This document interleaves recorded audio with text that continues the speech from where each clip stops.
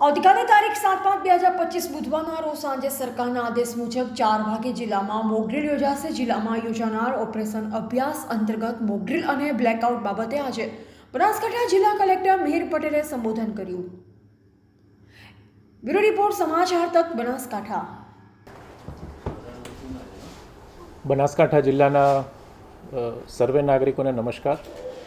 ભારત સરકાર અને રાજ્ય સરકારની સૂચના મુજબ આવતીકાલે સાંજે 4 વાગ્યાના રોજ સમગ્ર બનાસકાંઠા જિલ્લામાં ઓપરેશન અભ્યાસ અંતર્ગત 3 જેટલા સ્થળોએ પૂર્વ તૈયારીના ભાગરૂપે મોકડ્રીલ યોજાવાની છે।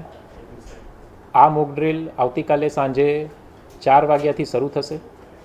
આ ઉપરાંત ઓપરેશન અભ્યાસ અંતર્ગત પૂર્વ તૈયારીના ભાગરૂપે સમગ્ર જિલ્લામાં આવતીકાલે સાંજે 7:45 થી 8:15 સુધી એટલે કે 7:45 થી 8:15 સુધી 30 મિનિટ સુધી બ્લેકઆઉટ માટેની અપીલ કરવામાં આવે છે। આ માટે બનાસકાંઠા જિલ્લા વહીવટી તંત્ર જિલ્લાના તમામ નાગરિકોને અપીલ કરે છે કે સમગ્ર બનાસકાંઠા જિલ્લામાં કોઈપણ જાતની જે લાઇટ છે એ લાઇટ ચાલુ રાખવામાં ન આવે। જિલ્લાની તમામ જે સરકારી ઇમારતો છે, સરકારી બિલ્ડિંગો છે, એમાં પણ રોડ ઉપરની જે લાઇટો છે, બ્રિજ ઉપરની લાઇટો છે, તે તમામ લાઇટો બંધ કરી દેવામાં આવશે।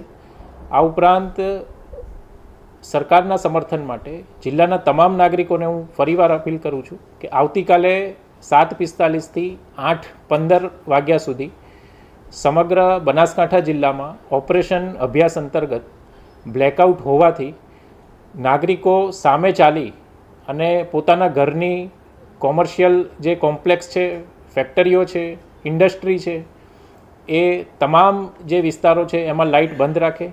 જિલ્લાના તમામ નાગરિકો, તમામ આગેવાનો, તમામ જે સંસ્થાઓ છે એ સંસ્થાઓને આ સમયગાળા દરમિયાન લાઇટ બંધ રાખવા માટે અને સમગ્ર જિલ્લામાં ઓપરેશન અભ્યાસ અંતર્ગત બ્લેકઆઉટની જે પરિસ્થિતિ છે એનું સંપૂર્ણ જે પાલન કરવા માટે અને આ મોક ડ્રીલમાં સરકારને સંપૂર્ણ સહયોગ આપવા માટે હું અપીલ કરું છું। ધન્યવાદ।